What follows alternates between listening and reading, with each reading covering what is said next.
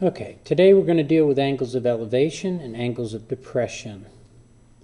Answers from yesterday's homework. Today, it's important to understand that an angle of elevation is formed when your line of sight in the horizontal line is when you look upward. So, this would be where you normally would look, this horizontal line. And when you have to look up, this is now where you're looking. And this angle that's formed in here is your angle of elevation. It's also important to note, although it doesn't play a part in today's work, that the height of this person might play a part in our end answer later on, because in this triangle, although this is a right triangle and this length would be x units long, and we could find it if we knew the angle of elevation, we could find this value, that sometimes we have to add the height of the person in. Likewise, an angle of depression.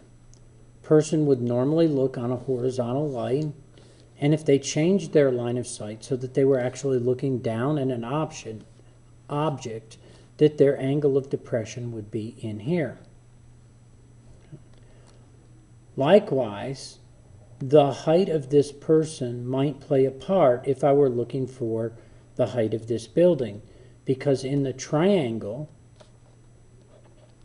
I can use this value to find the height from where the eyeball is all the way down, but I might have to actually take this length, whatever it might be, let's say that it's y, and to find the height of the building, I might actually have to subtract the height from where the eyeball is to the top of the roof. Okay. So, doesn't play a part in today's work, but just be aware that it could. It's also important to know that since we normally would look on a horizontal plane, no matter where that horizontal plane is, that these two lines would in fact always be parallel, which means that the angle of elevation and the angle of depression, if one of them was x, the other one would be the same. That plays a big part in making sure that you can get whatever degree measurement they're giving you for an angle of elevation or depression, that you can get it in the triangle that you're actually going to be working with. The good thing is you don't have to be an artist. All you have to be able to do is draw a triangle. It does help if you learn how to label the parts. Find the angle of elevation of the sun when a 7.6 meter flagpole casts a shadow of 18.2 meters. So this must be my flagpole. This must be my shadow. And since they're talking about an angle of elevation, if I was down here looking up, this must be where the sun is at. And what they're looking for is this angle of elevation. They said the pole was 7.6 meters and that the shadow was 18.2 meters. I always start at an acute angle. That's what I'm looking for, and I label my parts. This is opposite. This is adjacent. Opposite and adjacent, everything that we do still based off of SOHCAHTOA. So opposite and adjacent is the tangent function. We're going to take the tangent of x, and it's going to be equal to the opposite, 7.6, over 18.2. Since I want to get x by itself, I have to do the inverse of what's happening to it. So I take the inverse tangent of both sides. This is what we're going to key into our calculator.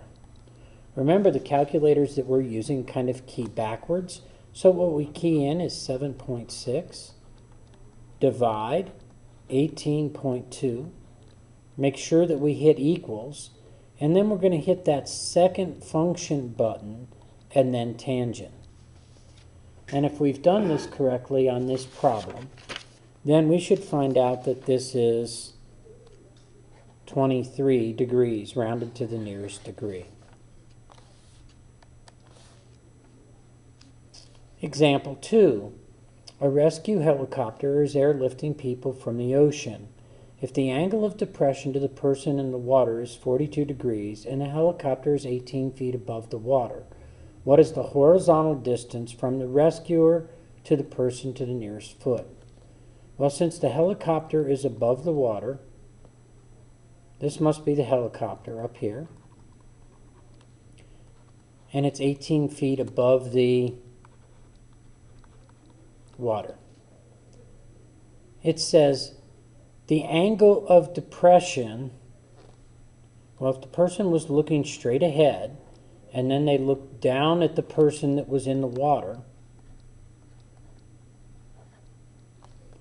if this is 42 degrees, then the angle of elevation for the person that's in the water looking up at the rescuers would also be 42 degrees, because these two would be alternate interior angles. And they want to know, what is the horizontal distance? So they're looking from the distance from the person over to where the helicopter would be if it were on the water. This is what they're looking for.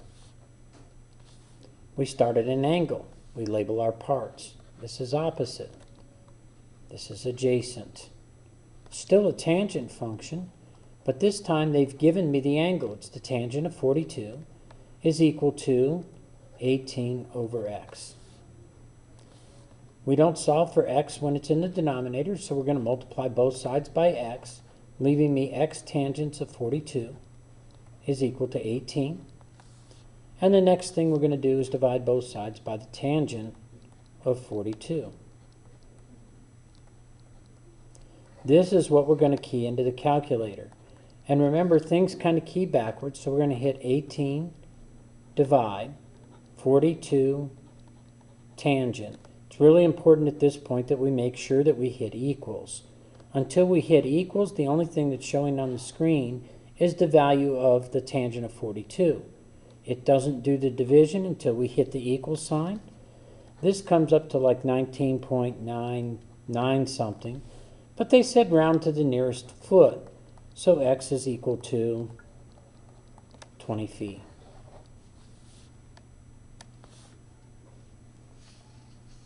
Example 3, a 20-foot tree is casting a shadow on the ground. Well, obviously this must be my tree.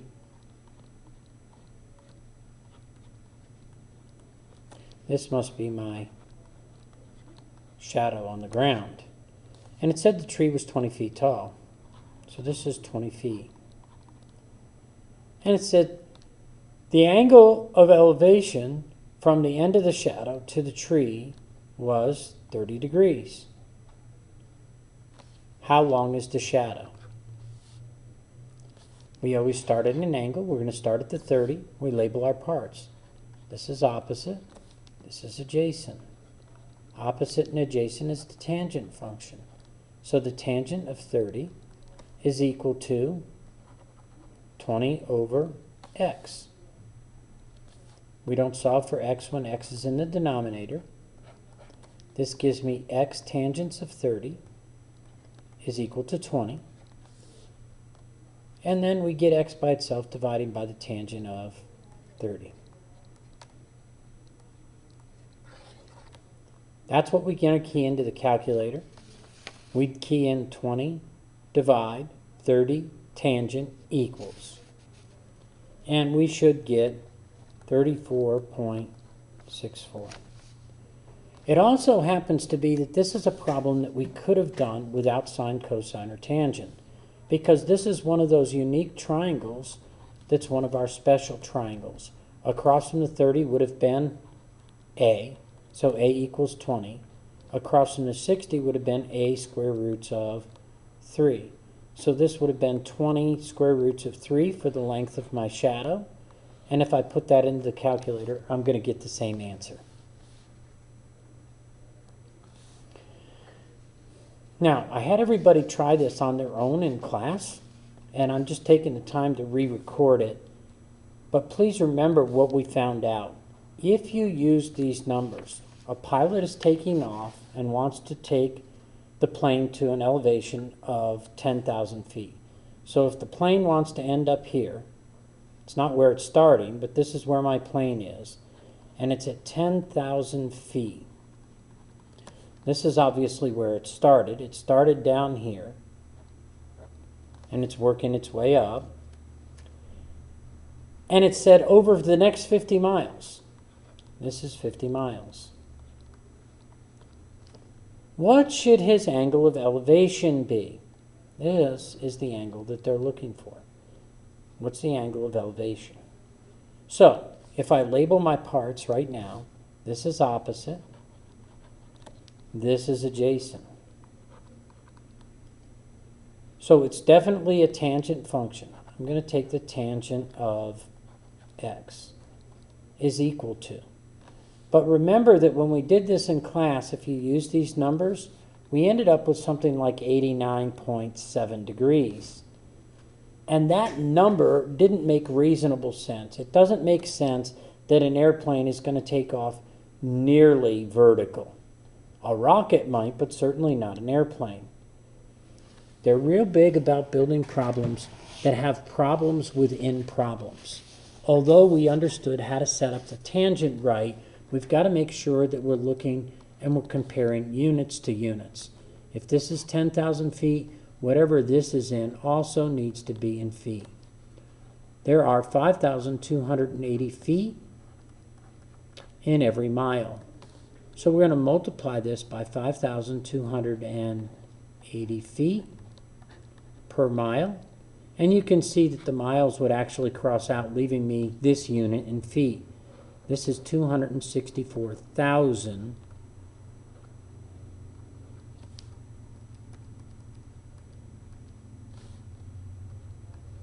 feet. Now, that means the tangent of x, the opposite, 10,000, over what's adjacent, the 264,000. And although these are big numbers, remember that the calculator is going to do the work for us. We're just simply going to take the inverse tangent of both sides. And when I do that, I'm going to find out that this one comes up to 2 degrees. The plane only needs to be climbing at an angle of 2 degrees in that 5-mile stretch to reach an altitude of 10,000 feet. Make sure you complete your worksheet, and the key is making sure that you label your pieces.